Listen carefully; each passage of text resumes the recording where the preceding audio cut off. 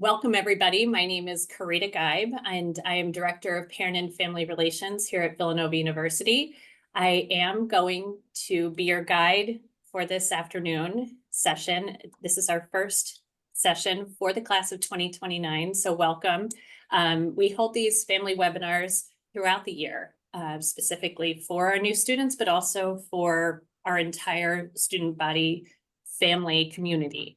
Today, this is the first time we've done this, to do an event prior to orientation. And I'm thrilled that we have colleagues here from the Counseling Center, Dr. Ted Riccio and Dr. Kapil Nayar. They're going to be our content experts. I will talk to you just briefly a little bit about my office, because I know you're really here to listen to the experts. My office is your partner and your supporter throughout the year. We were built to create proactive and frequent communication with our families so that you can share those resources and share that information with your students as they journey toward independence. We know day one, things might not go super smoothly. It's a change for everybody. It's a change in your family dynamic. It's a change in how your student is going to take ownership of communication about things happening in the classroom, at the university. So there's a lot of change. And I'm here for it. I'm here along with you. I have two children who are enrolled here at Villanova, so I can see where you're coming from, but the beauty of it is I also have the benefit of being an employee whose job is to work with you. So without further ado, I am going to turn it over to my colleagues. This session will be really focusing on your students' well-being and adjustment. I'm sure you're going to have questions throughout this session. We have enabled our Q&A window down below. You'll see that toward the center of your screen at the bottom, and you're able to ask questions throughout there. We will save some time at the end to address those questions. I would just ask that you really, out of respect for the privacy of your student, that you keep these questions in generality. We are going to provide email addresses for Ted and for Cap later on so that you can address specific questions if you have them to the professionals. So without further ado, I would turn over this presentation. Thanks so much. Thanks, Carita.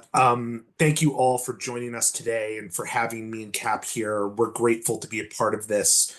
So yeah, I'm Dr. Edmund Riccio. I just go by Ted. I'm a psychologist and I am the Assistant Director for Clinical Services at the University Counseling Center at the school.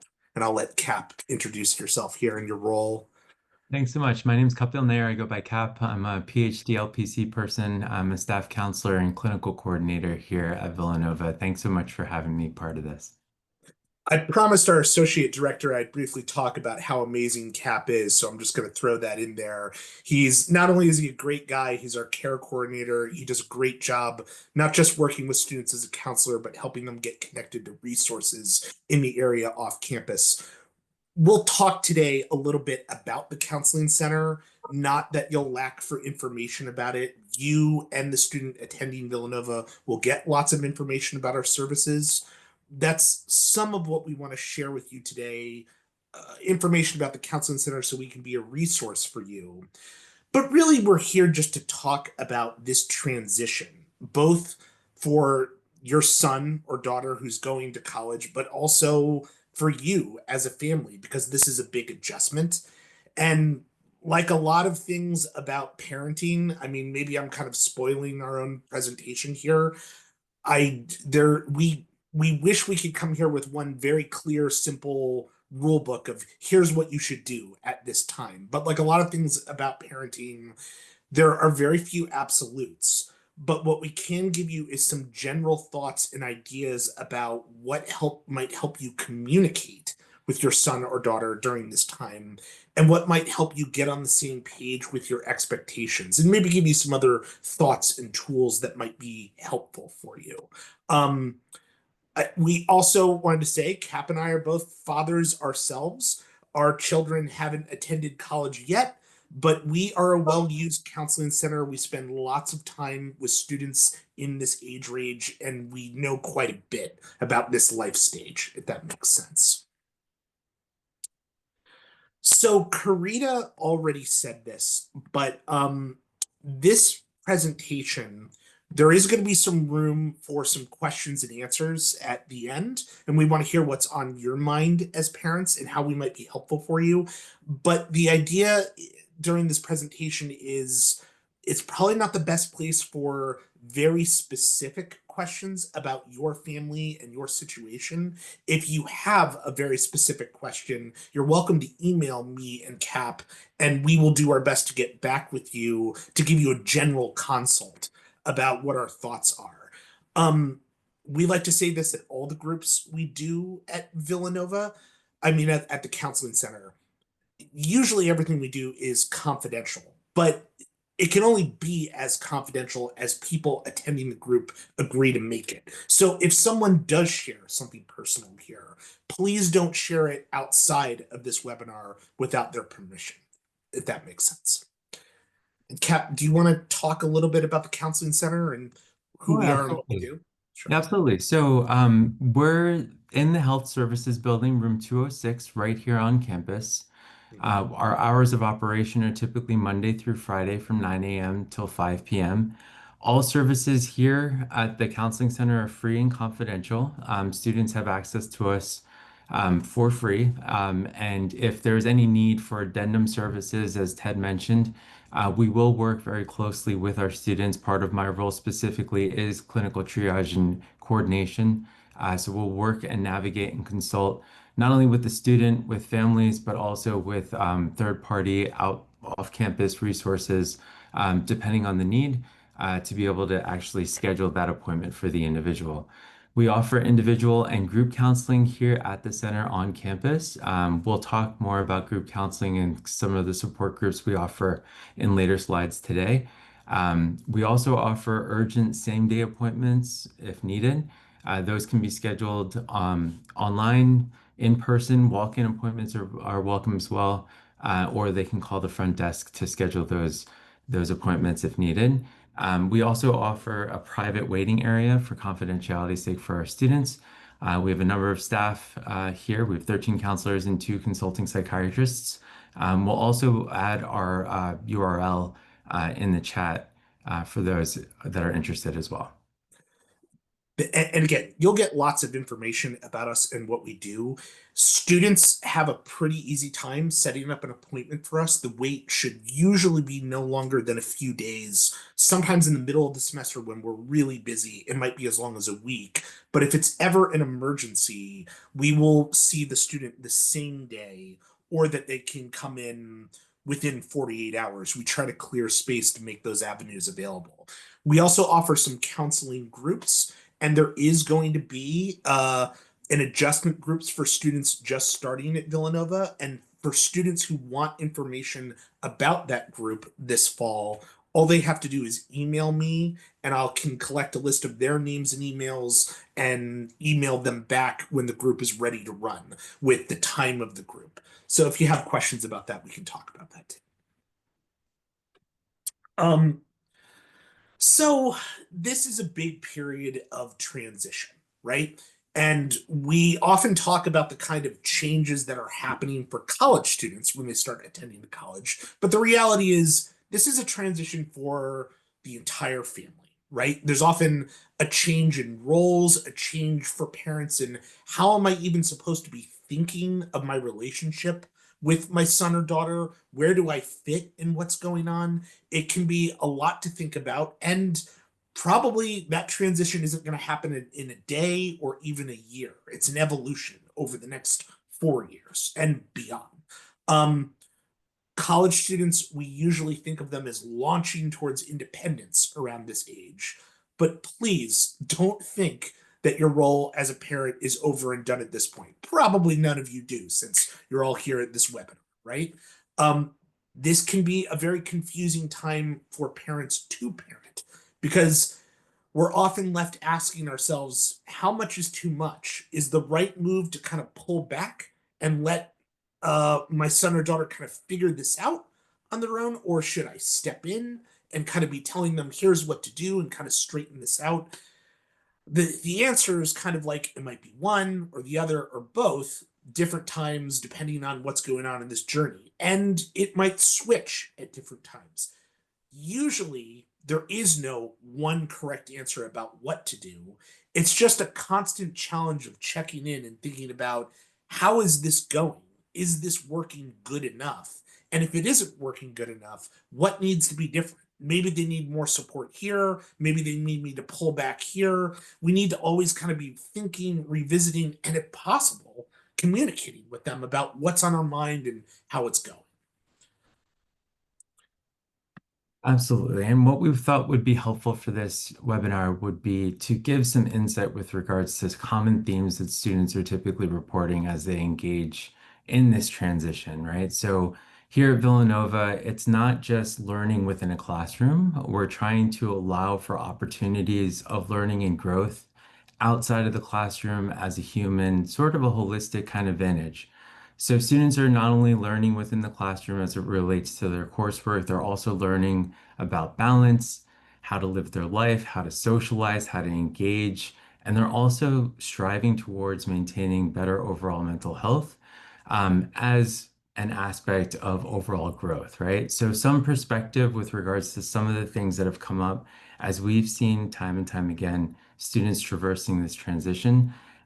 More often than not, some incoming classes, some folks are reporting it takes a little bit of time to find their people, further trying to find their place on campus, further finding places to actually congregate to find their people. And like we have to engage in grace giving, and that some of those avenues kind of take time to ground oneself in. Um, Another thing that typically comes up is how students decide that they want to spend their time while they're on campus. We have a host of organizations, a host of groups, but there's time allotted to kind of figuring out the best space for them. And also just engaging with that takes its own time interval. There's a lot of, colloquial jargon around FOMO, so fear of missing out. In conjunction with that, it's comparing our progress and experience to other people around us, which more often than not has not been seen to be very helpful. So that comes up frequently. As it relates to roommate and like cohort strife, figuring out how to make compromise, learning to make compromise, being at peace with compromise sometimes can provoke some sort of frustration, stress, activation. So that's something that we need to be mindful of as well. As it relates to academics, most of the students are coming in from high schools that, they were able to perform extremely well in. And the academic rigor here at Villanova is pretty intense. But being mindful of the fact that in some instances, they may not be able to get the letter grade that they desired, but that is also still part of the journey. That is still part of the learning process. And lastly, finding a sense of identity or belonging is something that I think greater macro level we all kind of grapple with. But specifically for marginalized students, they often will face kind of racial stress finding themselves here at Villanova, as it is kind of a primarily white institution. It's absolutely a challenge. We try to offer good support for those students, both at the counseling center and some of the other services that are available on campus, like CASA or the Office of Belonging and Inclusion. It's funny hearing you talk about it, Cap. I was thinking, in my mind, one of the biggest concerns that I feel like students have when they get here is, how do they spend their time? They often have a lot of free time and they're often panicked, like, am I doing this right? Or something like, what should I be doing? Especially when I have a long stretch of time. And like you said, it's gonna take time to sort of form a life for themselves that they in a rhythm that they feel comfortable with. And probably just reminding them Rome isn't built in a day. This is going to take time. And there is no time frame. This doesn't have to be done by the first weekend, the second weekend. Yeah, I think that's all good to be thinking about and talking about with them. Um, I also think a big part of this is, whatever the struggles that they're facing, that's part of their education, and trying to remind them of that and helping them think about it this way. Like, I know this is hard, but what are you getting or learning out of this? Kind of in the big picture, kind of what skills are you kind of learning to help yourself cope with school, not having perfect grades all the time, having a fight with your roommate, whatever that is. But what will parents face? Because this isn't an easy time for you either, a lot of the time. Again, there's usually a lot of celebration about this. There's a lot of celebration about, like, oh, they got into a great school, they're going to it. It's going to be exciting for the whole family. But this can also be a time that feels like loss because it can come with a lot of change. Like, your house might be quieter when you walk through the door. That might be relieving at first, and in the long run you might start to notice it. And there can be kind of a change in how is everybody thinking about what are the roles, what are the rules when they come home and visit, what's it like at home as compared to what it's been like at school. um Having children leave for college can be a time to celebrate, can also be a time to grieve, and trying to get a clear understanding of your role as a source of support for your child at this point in your lives, like we've been saying, it's complicated and it will take time.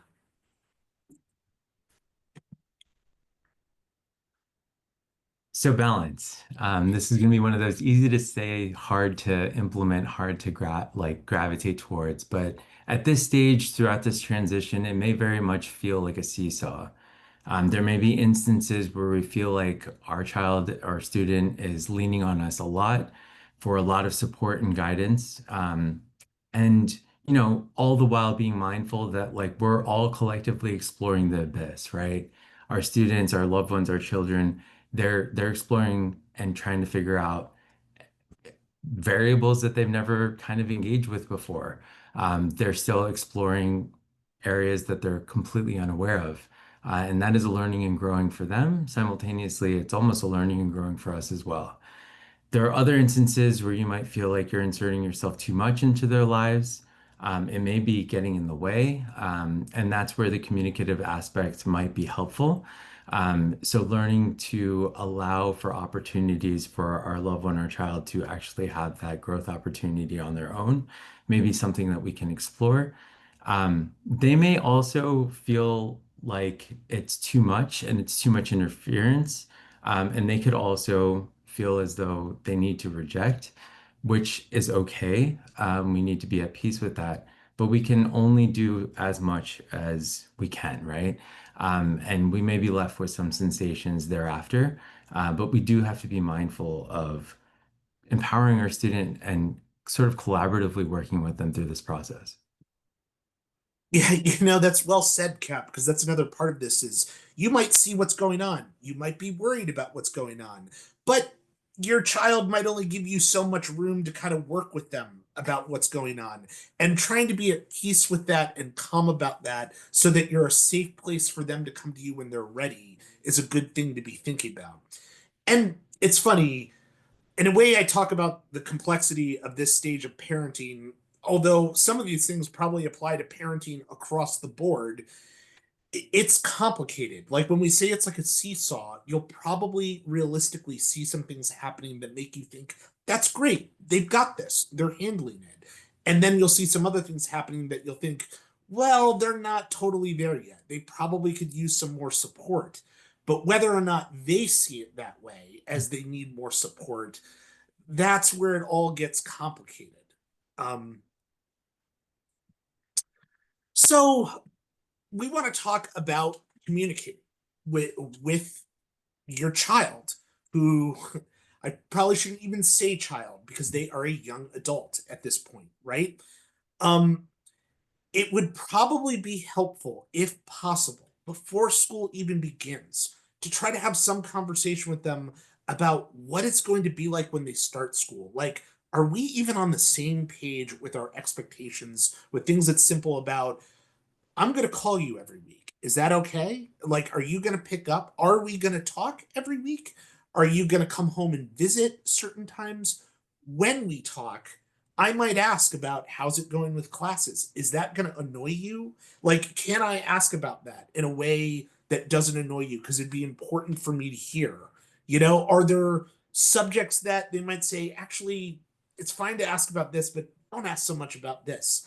Sometimes even just having those preliminary conversations about like, what's this really going to be like for the first couple of months can clear up a lot of like tension. In a way, kind of like contracting, like what's our agreement? What will we talk about? How will we talk? When will we talk? How often? Um, when we talk, is it okay if I give you a little advice or feedback? Or is it kind of like you don't want that? You just want to listen and that's it. If I want to give advice, how can I say it in a way that feels all right for you?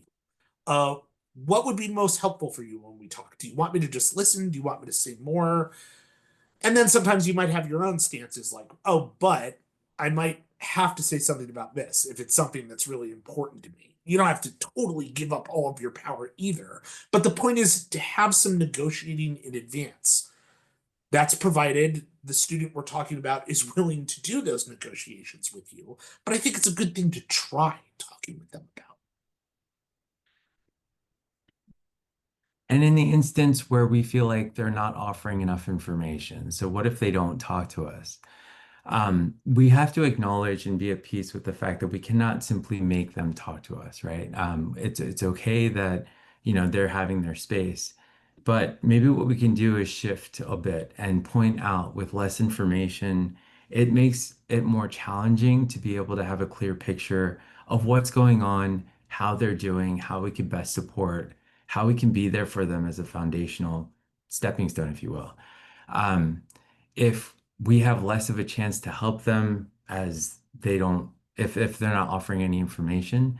And then further, maybe we make that a collaborative exercise to think about, or maybe even ask them directly, going back to what Ted mentioned about communication, if there's anything that we could do differently or try differently that would make them more comfortable in talking. Maybe there's a different format that would be more helpful. Maybe an email exchange could be more favorable just to give more insight and provide more of a depiction of what's going on. And then maybe that is an opportunity to offer some more scaffolding to ensure that they're having a good time while at school, or a safer time, essentially. Yeah, and we are aware that that there are college students that if you were to even begin, let's talk about what it's going to be like when you get to school, they'd be like, "Shut up! We don't have to get into this whole thing right now. Please, just leave this alone. Don't over control this." But either now or in the future, yeah, acknowledging like, okay, I can't make you talk to me, but the less information you give me, the more I'm just like fantasizing about the way it is. Like, could you just tell me some of what's going on so that I don't have to make it up in my head? I'll be less worried if I hear more. That's one way to approach it. You can also point out, yeah, like I don't have the chance to help you at all if you don't talk to me. And Cap said this, like, is there anything I could do that might make you more comfortable talking to me about things? Because I want you to feel safe coming to me. I want to be helpful for you when you want to talk, you know? Um, so all of this all together, like there may be things that a college student might need help with, you know, in a more practical way. Like, how do I finance my budget? How do I balance my time? How do I make sure I'm not procrastinating? Whether that's with you or with other people, I mean, those are skills they're going to be working on. But I think one of the ways you could be most helpful as a parent is just trying to support them in their mental health, which is a thing in our experience that a lot of college students don't think enough about explicitly. Like everyone tosses that word around, but they don't really think about like, okay, but like what works for me? What is it that I want to do that will be most helpful for me in maintaining my mental health? Some of the ways you can be supportive while they're figuring that out is like we're saying, try to be a safe place for them to talk.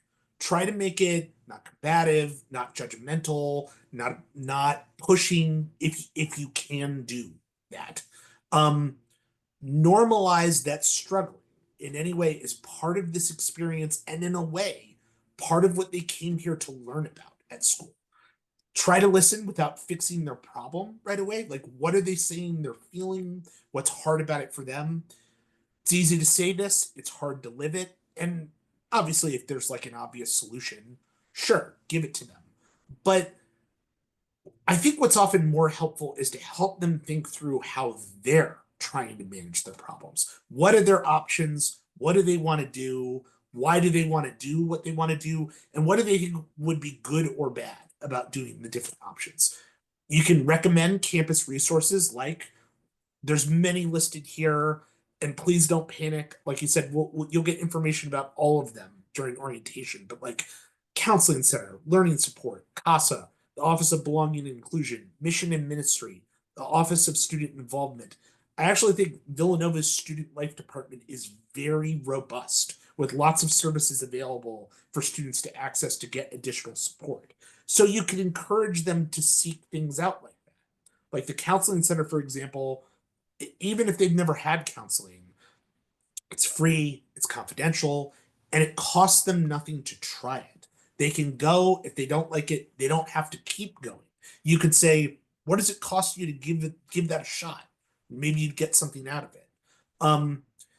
You want to try to keep the door open for them to approach you when they want to. Try not to punish them when they've been out of touch. Reward when they've been in touch. I'm glad to hear from you. You know, like it's helpful for me to hear how you're doing. Try to make it not don't open up with, God, it's been 6 months and you haven't called. I'm not saying, again, I feel like in this presentation, there's no absolutes. You might want to comment, it's been a long time since I've heard from you, but trying to be rewarding, here's what's good for us when we talk, is more helpful than being punitive, like, here's what I see as the problem, you know? And encourage them to think about, like, for their mental health and their self-care, what works for them? What does it look like for them?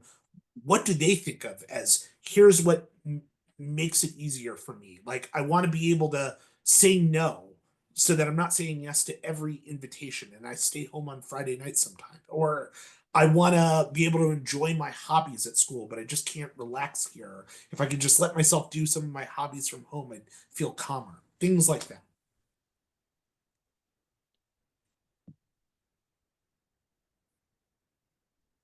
So adjusting to campus, kind of piggybacking off of everything that Ted and I have been mentioning, allowing for grace to be given is going to be really important here. Helping your young adult remember that there's no time frame. They're going to be here for 4 years. There's tons of clubs here. There's tons of organizations. There's a lot to get involved with here on campus. And that in and of itself will take a little bit of time to discern and decipher exactly which one resonates with your student, right? And we're emphasizing that they're seeking out typically what they're typically having interest in, their hobbies, things that they've participated with in the past. It is important to try new things. That's part of the experiential journey. But maybe locking into that which is known first, just so that they get a sense of comfort and connection before they start exploring into new things, could be a good stepping stone, just to traverse into a sense of comfortability, to then be able to scaffold accordingly to be able to try new things, could be a way to navigate this space. Along the way, just as Ted mentioned, celebrate their efforts to connect, celebrate their efforts to try, celebrate their efforts to get involved, and continue the conversation. And if something didn't click right away as it relates to a specific club or organization, maybe offering an opportunity to discern exactly what happened with that specific interaction or that attempt that didn't resonate so well. And then maybe using that as a stepping stone to figure out something else that might work for them. So all of these are just simple opportunities that we can look at to just help assist and scaffold. Completely agreed. And I liked when Cap and I were talking about this earlier.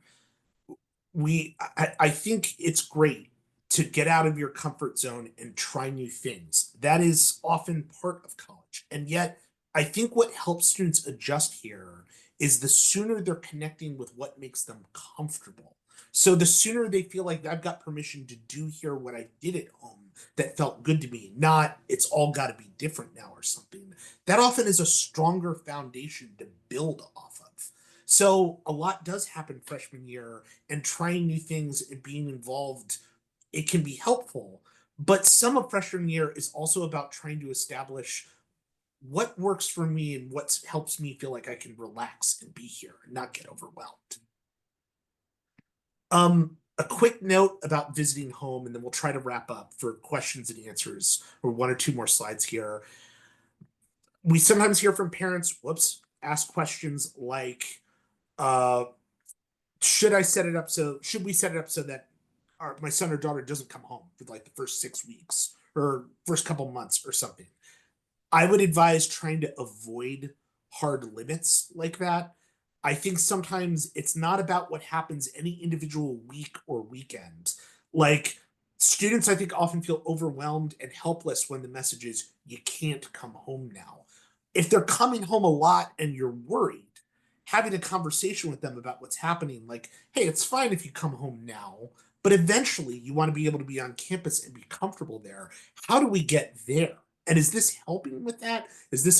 Are we avoiding this? I mean, I'd encourage you to bear that in mind. Cap, I feel like we're maybe running out of time, so maybe we will skip through here to this last slide about intervening. The last thing I wanted to say is there may be times when you are worried that your son or daughter is at risk. I'm not saying that to scare any of you, but you might be worried that something high risk is happening. You're worried about them. You're not there on campus to see what's happening. So you might consider intervening in some way, which is still an option, even now while they're in college. Communicating about what communicating with them about their ideas, about what do they need to do to keep themselves safe, is probably more helpful than intervening all of the time. So trying to have those conversations like, what is going on in your life? How do you keep yourself safe if you're in a risky situation? What's happening? That's what I think of as most helpful. We want to reassure everyone that the Villanova support network is very strong, so that if a student were here and it was after work hours, but they were on campus and having a hard time, residence life, public safety, the student health center that's open 24 hours a day, they're all available and they work with students when they're in a state of emergency. So you could always call public safety if you were really worried and ask for a wellness check. That's not something we'd encourage you to jump to. But if you ever felt like your son or daughter was in danger, that's a possibility. If you really needed to find yourself needing to intervene in some way, though, we would advise you to try to avoid power struggles if possible. Visit in person if possible is often good, so that you can lay eyes on them, see how they're doing. And then finally, we just want you to know that academic deans are used to working with families when a student has to come home temporarily or even take time off of school. Academic deans work with faculty to help make those arrangements. We want to let you know upfront that's almost always an option, almost always doable. If you ever feel like your student needs to come home, you're welcome to just do it and then speak with an academic dean the next day, and that's fine. This is not us saying this is going to happen. We just want you to be aware of all these things in place and how to handle a difficult situation if you're worried. I'm not sure how clearly I'm saying this. Cap, anything you want to add there? No, you nailed that. I was going to echo everything you just said. I think our main, like the main point that we're trying to drive home is that this is a trying time. This is a transition that feels very turbulent, and just know that we're here with you. There's an abundance of supports here with you, and we'll do our best to be able to serve the entire family unit. Yes. And on that note, or the last thing we want to talk about is just confidentiality. So services at the counseling center are confidential. So a student needs to sign a release for us to be in contact with you. Now you can say to students, look, could you sign a release so I could talk to your counselor? And if they're okay with that, that's fine. They might say, well, actually, that doesn't make me that comfortable. in which case that's up to them. I mean, there's a reason counseling is private, and it's to make that person feel safe talking about whatever they need to talk about in counseling.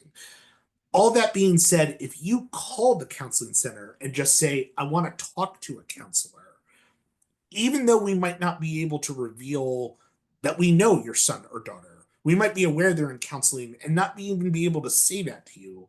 We can still have a general conversation with you about what's on your mind and ideas about, well, here's how you might want to approach this. And if you call us and want to speak on the phone with someone, we can do that. You're also welcome to call for us about what you know that might be helpful for a counselor to know. Any of that is fine to do. Anything else you want to say there, Cap? Nope, I think you know I that. think we should leave time for question and answer now. So,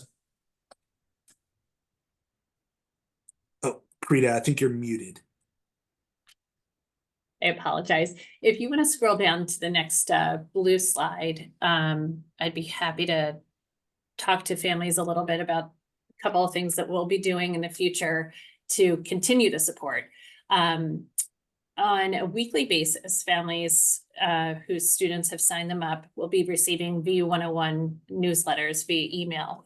And they contain like 3 to 4 bits of information that the student needs to do on their own to either to know about or to fulfill, in a checklist form.